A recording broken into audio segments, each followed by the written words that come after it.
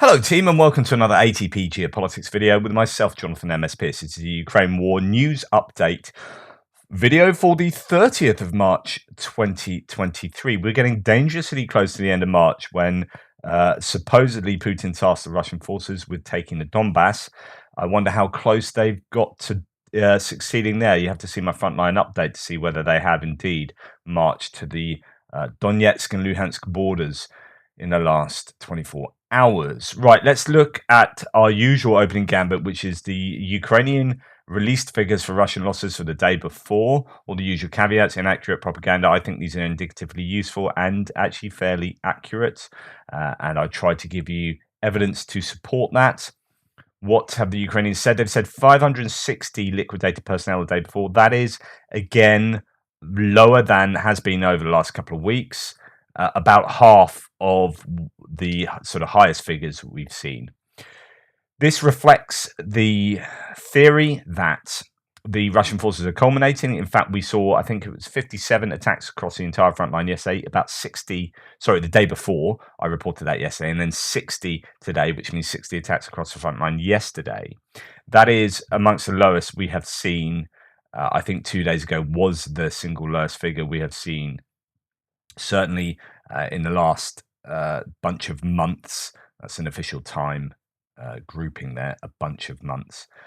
This, again, Russians are culminating, is the prevailing idea here, and that is reflected in these numbers. 1 tank, 8 APCs, so less than it has been. 8 APCs is obviously a fairly decent number. 12 artillery systems, still a significant number of artillery pieces being taken out yesterday. And that is, I think, reflective of this explicit targeting of artillery systems, possibly in advance of the counteroffensives, the spring counteroffensives. Talk about that a little bit more in a second.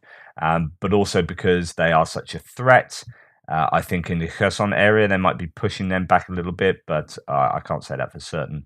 1 anti-aircraft warfare system that has been fairly consistent in the sort of 2 to 3 a day. 1 is still useful, better than 0, especially when these can be considerable pieces of equipment. It doesn't necessarily mean they are. It could just be an autocannon, but it could be, say, an S-300 or some other system. When you are trying to shape a theatre for a counter-offensive, you want to be taking out air defense systems because you want to try and get close air support. I mean, it's really important to do combined arms maneuvers to get, if you're going to do an offensive, you don't just want to send in infantry. You don't just want to send in infantry and mechanized equipment. You want close air support. You need to take out their artillery. You need to demine. You need to do all sorts of stuff. And it's important to do those suppression of enemy air defense moves, the seed operations to shape that battlefield. And I don't know whether that is part of that. We have seen a consistent number of these bits of equipment taken out. 11 vehicles and fuel tanks and 3 bits of special equipment. 3 pieces of special equipment is again another day of consistently high. That doesn't seem like it's high, but 3 is fairly decent. You can see that's well above average. We've been this war has been going on for over a year now. 291 of these taken out, which means that on average there's less than 1 a day. So 3 is over 3 times the average. So that is, again, is that a case of targeting these bits of equipment, electronic warfare, radar systems, targeting these specifically because you are shaping for a counteroffensive? Right, so let's try and have a look at these kind of figures and see what evidence we can bring in. Well, actually, very interesting. So Ben Wallace yesterday has said that he's been party to some US statistics. More than 220,000 Russian troops and mercenaries killed or injured since the start of invasion, the UK Defense Secretary says. So let's go into this. More than 220,000 troops and mercenaries have been killed or injured in Ukraine, according to the latest US assessment Britain's Defense Secretary has revealed. Ben Wallace has said still quite considerable amounts of training to go before Ukrainian forces are ready to use the British tanks in battle. This is interesting. So when we're talking, and we'll talk about this in a second, when we're talking about when the counteroffensive will take place, some people, I did a counteroffensive analysis video yesterday, and some people on the threads are saying, I think it will take place imminently. I don't think it'll take place imminently. It just can't because they don't have the equipment in place. A lot of it's still in Germany, getting moved to Poland before it needs to be moved to Ukraine. That will take, at the very minimum, a week to sort kind of that stuff out, but longer. And then you've got to fix the mine rollers on the front of the strikers that are being sent across Poland at the moment or Germany at the moment. Then you've got to do this, and you've got to do that, and also this is interesting from Ben Wallace here that there is still more training to do on the Challenger 2 tanks once they're in place in, one assumes, Ukraine. It says before the Ukrainian forces are ready to use them. They're set to be operated alongside German Marder infantry vehicles within a brigade or battle group that's being assembled to combine different weapons to punch through entrenched Russian lines. At the same time, he says their Ukrainian military leadership needs to exercise and train in fighting at brigade or at battle group level, fight in the NATO manner or the Western way, he said.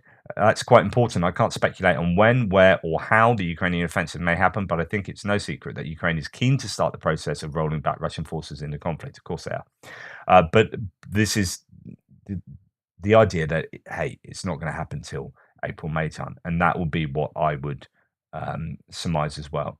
You want the ground to be hard. You want the troops to be trained. You want the Russians to have fully culminated, and you want the equipment to be in place and the ammunition to be in place. In February, British intelligence said Russia and its private military contractor forces had likely suffered between 175 and 200,000 troops casualties since the start of the invasion. So that was only a month ago, maybe a month and a half. They added this likely included between 40,000 and 60,000 killed. As for Russia's prospects, the British Defense Secretary has now said Putin's troops are making almost no progress whatsoever and suffering huge casualties. Quote, the Russian forces have some really significant and deep systemic problems at the moment in their efforts. The latest US assessments I've seen put casualty figures at over 220,000 dead or injured. That is a high number, obviously. And that's interesting that is the latest figure because that sees a pretty big jump up from February as well. So this last month has been difficult for the Russians. So Ukraine has one goal to restore the territorial integrity within the border. When Ukraine became independent in 1991, the Speaker of the Ukrainian Parliament said, quote, today, Ukraine is standing on the front line of the battle for democracy, for freedom, for international principles, and this is our aim, this is our goal, and we can achieve it. In May 2022, Ukraine collected hundreds of dead Russian soldiers and stored their bodies inside a refrigerated train in order to send them back to their families. Ukraine's Internal Affairs Minister Anton Garashenko said there were more than 250 dead soldiers piled up on the train because Russia is still not picking up the bodies. That was back in May. There are still claims that there are mobile crematoria. There's video footage of new graveyards popping up in a number of places across Russia, right across Russia, and including very locally, sort of Rostov area as well.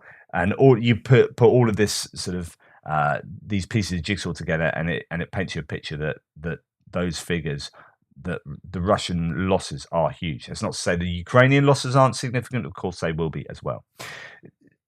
Now, to talk about losses of a different type, this is partisan losses for the Ukrainians. Over 3,000 activists are supporting Ukraine in the occupied territories through the Yellow Ribbon Resistance Campaign. An interesting insight here with one organizer. He says about 30 have been arrested and some of those have died. So that is something that's taking place all the time. We do hear about collaborators being having IEDs set beneath their cars and so on and so forth. This sort of stuff is continually happening. Okay, so General Staff of the Ukraine say that the Ukrainian military has repelled 60 Russian assaults over the past day. That is, as I've mentioned already, not a lot. So we are seeing a calming down on the front lines. But to add to those troop numbers, sorry, this should have been previously, there are days in the east when the ratio of losses of Ukraine and Russia reaches 1 to 10.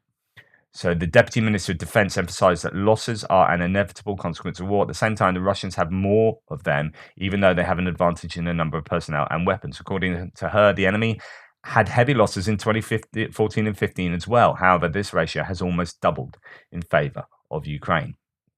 So the Ukrainian general staff are still maintaining that the ratio of losses is very much in favor of the Ukrainians at the moment. Okay, talking about other types of hits and losses. This is an attack on a Russian position. Some say this might be a JDAM explosion. Others a UR-77. Та що за хуйня, блядь? Мені потім чуєш і... So that is a pretty huge explosion, but it does look like it has some length to it. So when I say it's a UR-77, these are the mine clearing vehicles that send up lines that explode and blow up mine fields. Either that's one of those exploding itself, or it's exploding the minefield. So it's anyway a significant explosion, or it could be a JDAM. Just I only mention that because JDAMs are quite topical. Powerful explosions have led to a fire in Hornostavka in the occupied Kherson region. I'm just going to show you, just to give you an understanding that there's quite a lot of activity happening every night now at the moment. There seems to be a real uptick of Ukrainian hits behind Russian lines with things like HIMARS artillery. So this is Fardiska airport in temporarily occupied Crimea was hit yesterday. You can see that. That's a pretty significant explosion there at an airport in Crimea, an airbase there. Also, Belgorod got hit from Ukrainian air forces, and you can see the smoke rising there, and that looks like a significant hit somewhere in Belgorod. That's within Russia. We've got Russia on fire in fiercely independent Sverdlovsk region. A big fire on the Yamburg-Yelets gas pipeline. There was an explosion ahead of the fire in the village of Pelim. Officials say no casualties in the fire, was fuel burning off. There's some pretty impressive footage of that fire. Now, if you remember, I'm going to see if I can find it actually. I don't even remember. A couple of weeks ago, the Rostov-on-Don, which is a Russian city just over the border, that I was talking about a fire at an FSB building, and I showed you lots of footage of this, stuff like that. Anyway, news has come out now that this was possibly the FSB looking at a drone, but they thought it was a recon drone. They took it apart and it blew up. It was actually a kamikaze drone, and they didn't realize. And there's Moscow Times reporting here, so a translated Telegram message basically. They were thinking they were looking at a recon drone, and it wasn't. It's kamikaze drone, blew up, and that's what happened inside that FSB station. So it wasn't hit by Ukrainians. That's what happened. Anyway, moving on. Now, I don't show you. Well, I try not to show you any inappropriate footage. I don't show you footage of. There's so much footage of Ukrainian drones dropping IEDs on Russian troops and taking them out, on all this kind of stuff. There's plenty of it online. You can go and find it if that's your thing. It's war. It's desperately sad. It's humans dying. And if you want to watch that, so be it. But it's to let you know that there are also plenty of bits of footage of the Russians doing this. And this is an accumulation of Russian ones. It's pretty horrific. Just to give that balance, that it's easy to curate your sources so that you think, oh, the Ukrainians are doing a really good job of taking out Russians. The Russians are doing a good job of taking out Ukrainians as well. This is not a one-way street. However, the question is, and going forward with the amount of drones that appear to be on the way to Ukraine, which is a phenomenal amount of drones, with the United 24 getting involved and 3 strike groups being set up, as I talked about yesterday. Are we going to see an asymmetry here where actually the Ukrainians will start having considerably more drone capability than the Russians, and the footage that will go along with that? The Russians have been very busy last night as well. According to a report, Russians struck a total of 92 settlements last night using mortars, tanks, artillery, S-300 missiles, multiple launch rocket systems, and tactical aviation. 48 infrastructure facilities have been hit. So that is a considerable amount of damage that the Russians have done overnight. It's not just the Ukrainians that are hitting the Russians. I think the Ukrainians are doing something slightly different, which is to hit the Russians in advance of a counteroffensive where the Russians are hitting the Ukrainians in the way that they, always have done, trying to take out infrastructure, is in a broader war effort rather than specific operational efforts. Okay, so talking about counteroffensives, Reznikov yesterday has announced that the counteroffensive will come in April to May. It's in spring. Uh, Counteroffensive planned in several areas in spring. So this is the idea. And again, if he's letting you know this, what is the advantage of telegraphing what you are doing? So the Russians here, listen to this, have got to be thinking, right, he's freely letting us know this. What's the advantage of them freely letting us know this? Because we can react to that. So therefore, is it psyops? Are they lying about this? In which case, is it going to be more than two? Is it going to be 4 offensives, or is it only going to be 1 counteroffensive? And then you go, well, is it double bluffing? So maybe it is 2. And the idea is you just don't know in the end. Well, this is how I would think about it. Otherwise, I don't really know what the advantage of being so open with this, other than to maybe cause that, to build up that fear and expectation in the Russians, within the Russian sort of troops and hierarchy. April or May, Western tanks counteroffensive involving Western tanks may begin in April or May. Now, the Russians, just a little other odds and sods here. The situation at the nuclear power plant in Zaporizhia, in Ernodha, is not improving. Hostilities around the territory are intensifying, Grossi said after the visit. So he's with the IAEA, International Atomic Energy Association, developing a new concept for the protection of Zaporizhia, discussing it with Moscow and Kiev. So they are trying to do something about that. Now, somebody look how angry he looks. Great. I once had a photograph taken because I had a gate outside my house, a previous house in town. It was stolen, and they came around and said, right, take a picture. Now you got to look grumpy. So because it goes along with this article. So you had to put a sad face on. That's what he looks like he's doing. Anyway, random. So someone in the thread yesterday said talking about counteroffensives, it could be important, either stay away from that nuclear power plant, because, well, not either. Like, one warning would be to stay away from the nuclear power plant in terms of a counteroffensive, because the Russians could weaponize it and use it in a kind of defensive manner there. I don't know that would incur the wrath of much of the rest of the world big time. The Kremlin is preparing to mobilize 400,000 soldiers under the guise of volunteers. British intelligence notes that Russia wants to organize the campaign as an alleged recruitment of volunteers and not as a mandatory mobilization. But the British intelligence report also says that they have given certain regions stipulations. So they've got targets that they have to hit. You're never going to get these targets with volunteers, really. So the idea is that, certainly from people like the UK Defence Intelligence, is that the Russians will have to use some kind of forced mobilisation. They won't be able to get 400,000 volunteers. They struggled last time. But this shows, one, that they've lost a huge number of troops. Two, that they're in dire straits because they need to get another 400,000 troops and things haven't gone how they would have wanted. You can't contest these claims as far as I'm concerned.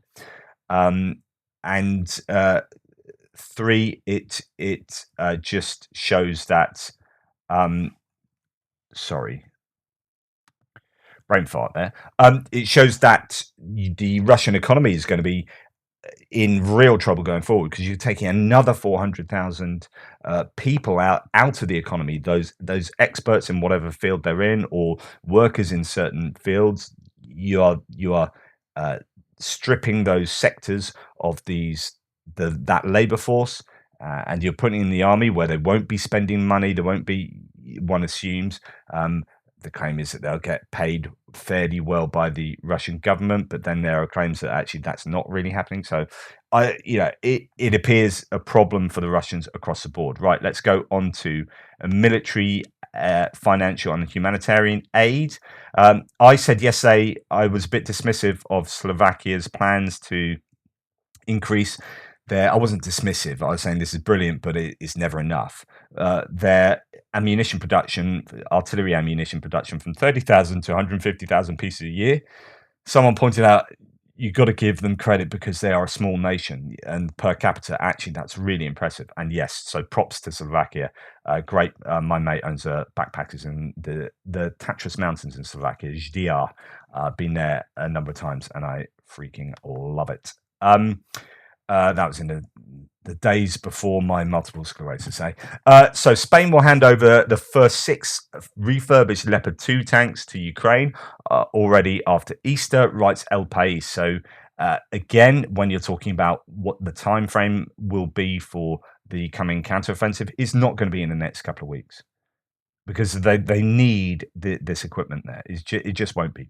Reportedly, a photo from a military workshop in western Ukraine that is outfitting recently delivered Leopard 2A4 main battle tanks with Contact 1 reactive armor on the turret and the front body. And that's a frame for the reactive armor there, I think. This is in reaction to the idea, I think, that the Leopard 2A4s or some of the Leopard variations were slightly vulnerable to RPG attacks of a certain type in previous conflicts. So extremely effective against the basic Leopard 2A4s, as was seen against ISIS in Syria. So it's just giving further protection there. So just trying to read what this says here.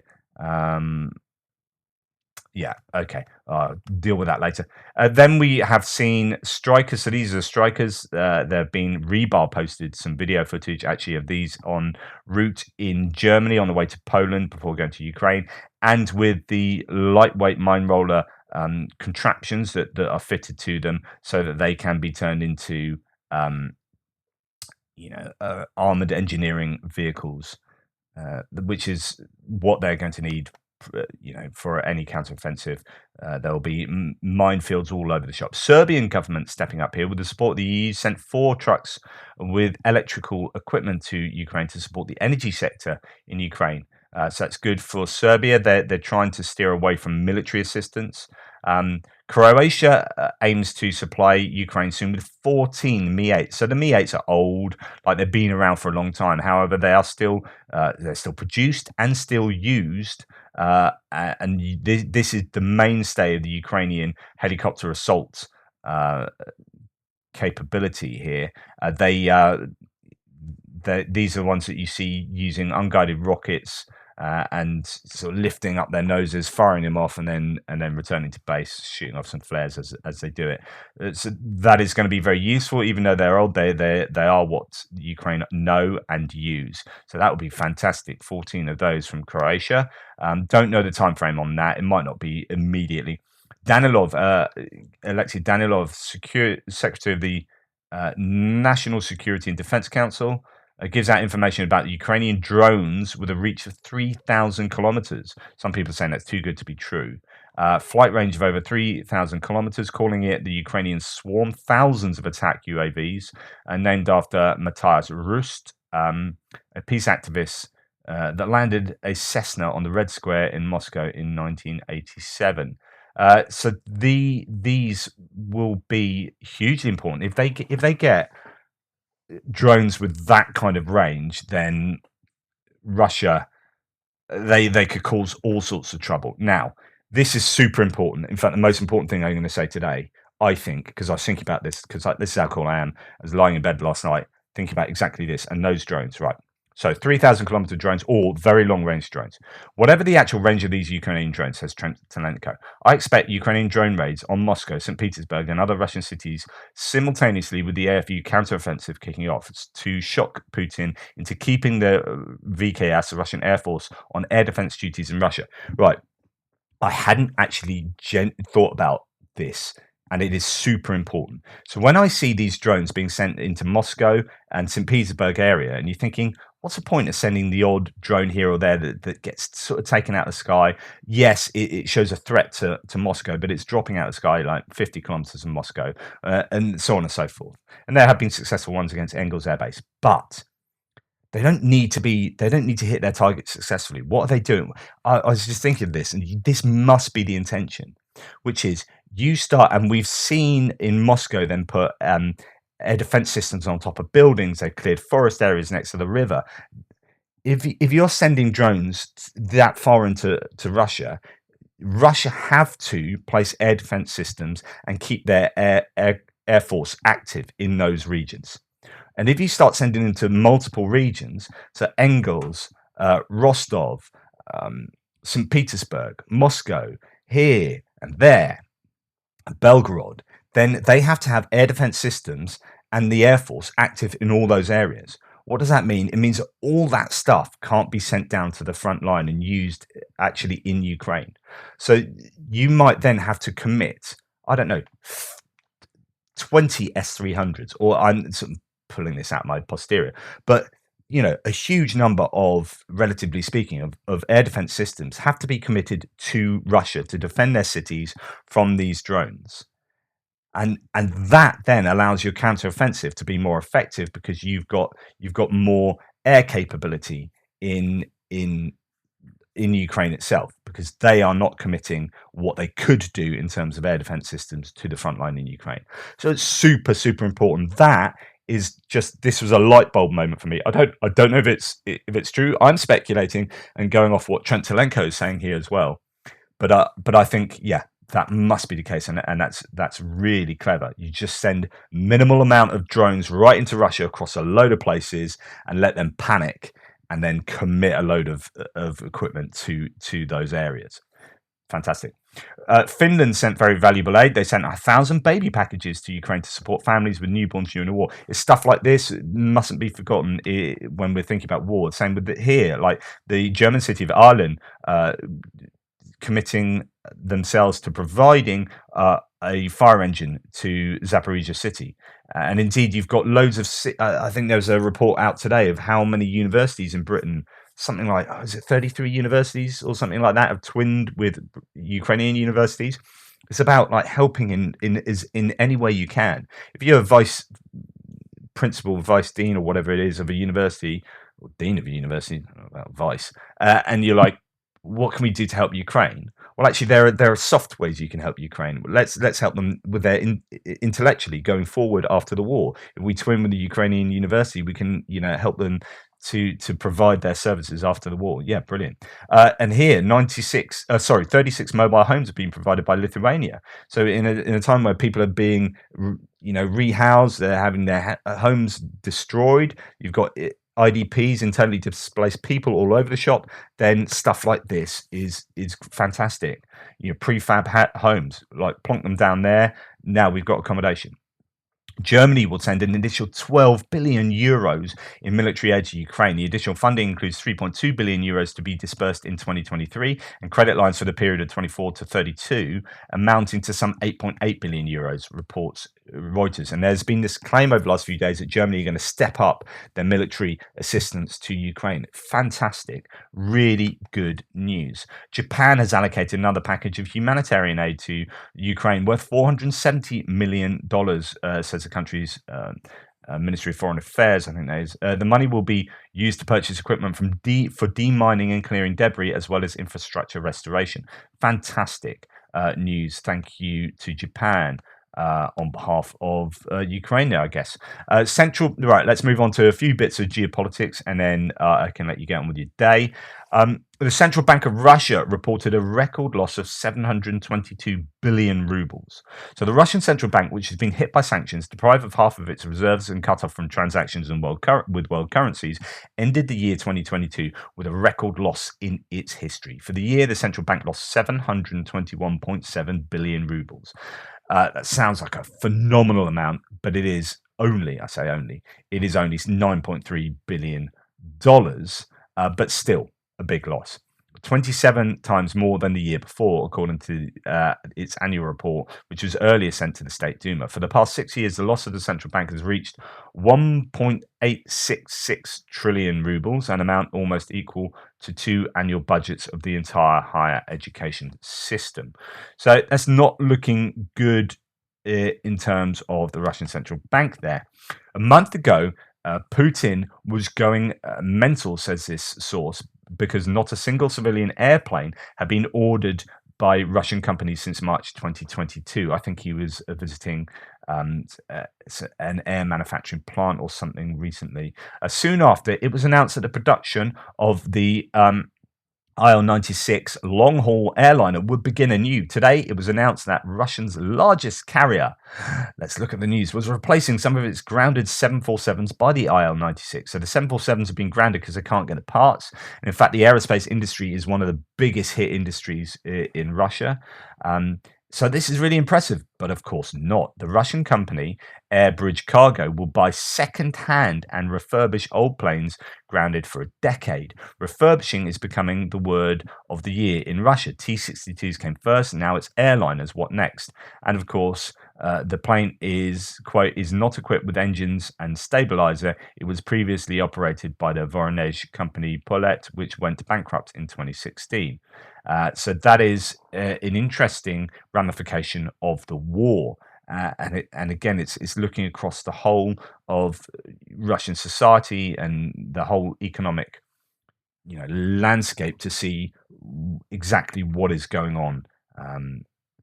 Lift up the hood to see what's going on in the engine there, because Russia will be telling you certain things and headline numbers, and our GDP's not being affected. You start looking across all these bits of detail in the Russian economy, you start thinking, yeah, I'm not really sure I'd trust your numbers there.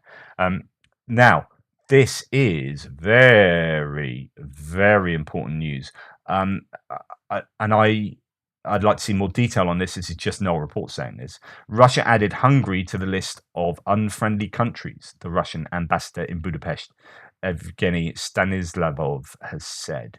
Wow. So if there is starting to be a wedge between Hungary and Russia, Hungary are the biggest supporters of Russia inside Europe. You've got basically Hungary and Serbia. And we're starting to see Serbia give things to Ukraine. We're starting to see Hungary, I think, react to the threats from the EU and US in terms of funding, in terms of other things. So they're saying, if you don't do this, you won't get this money. If you don't do this, you won't do that. So we've seen Hungary sort of change their rhetoric a little bit recently, and I think it would appear to me that this is a Russian reaction to that, which is to say, right, you're now an unfriendly country. But of course, that's only gonna that's counterproductive. That's like Hungary are going to more likely react to that and go, oh well, screw you then. Whereas I would have thought if Russia had tried to embrace them more, then that would get a more beneficial reaction from Hungary. So I don't think that approach from Russia is actually the sensible one. If I was Russia, but if I'm actually pro-Ukrainian, so go for it, Russia. You tell Hungary off. I'm sure that'll go well. So it'd be interesting to see how that relationship develops going forward. And then finally, Finland will be able to join NATO within a week and become its full member after its application is ratified by Turkey in the near future. In other words, it won't be in a week because they've got to wait for Turkey to do that ratification. But once that happens, and it looks like that will happen, Sweden is a bit more of a problem due to the Quran burning exercise happened in Sweden. But Finland appears to be on course to join NATO pretty soon. And of course, this then leads towards the evaluation of Russia's previous goals. I say previous because I don't seem to be talking about any objectives. I talked yesterday about the forever war, Putin's forever war. He doesn't talk about the war anymore. Like literally, it doesn't feature in his public speeches. Hadn't mentioned a war since I think February the 15th. He or is it or maybe even January? He doesn't mention a war, and also doesn't talk about the objectives he set out before. Things like protecting the Donbass, denazification, a response to NATO, wanting NATO not to expand. Well, all of these, the opposite has happened. The Donbass is war torn, and there's an incredibly large number of people have died. That's not protecting the Donbass. Denazification, he seems to have sent more Nazis into Ukraine than there were there already. NATO is expanding. Everything that he said he was going to do, he's failed at completely. I mean, this is an absolute travesty of reaching your objectives for Russia. But yeah, very good news for NATO. Finland and Sweden are very capable. They've got capable armies and they have capable equipment. So they will be a real benefit to joining NATO for sure. Anyway, that's the end of the news video today. Hopefully that was useful and interesting. Sorry I've banged on a little bit. Please like, subscribe and share, and I'll speak to you a bit later in my frontline update.